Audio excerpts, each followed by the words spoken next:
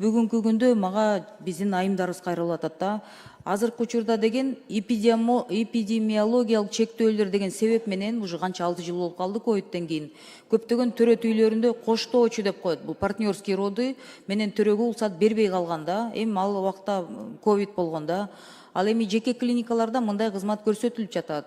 Анан бул теңсиздик болуп калат атпайбы? Анан айымдардан кайрылуу мындай да. Партнерский роды деген бул энеси, эжеси, сиңдиси, жакындары, жалаң гана жолдош эмес да.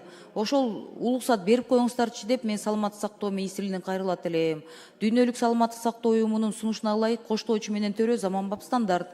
Жакын адамдардын жанында болушу аялдын коопсуздугун жогорулатат, төрөттөн кийинки стресс жана кыйынчылыктарды азайтат. Мындан тышкары бул ачыктыкты жана тартипти камсыз кылат. Кемчиликтер кеткенде да кийин мындай ошого күбө болуш керек жакындары деп ойлойм да.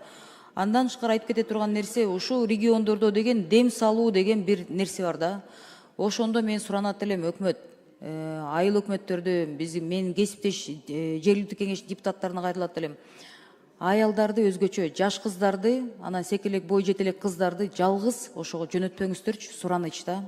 Мага региондордон мына жолдон келатам, мырзаларыбыз кайрылып атат да. Азыр бир райондо чоң ызычы болуптур. Анан ички айылдарда караштырыптыр, ошондой бир туура эмес мамиле, ыдык көрсөтүү болуптур дейт. Ошондо кыздарыбызды жалгыз калтырбагыла деп бир парламенттин трибунасына айтып койгулачы, анан дем салабыз деген шылтоо менен туура эмес иш-чаралар болуп кеткен учурларда жок эмес.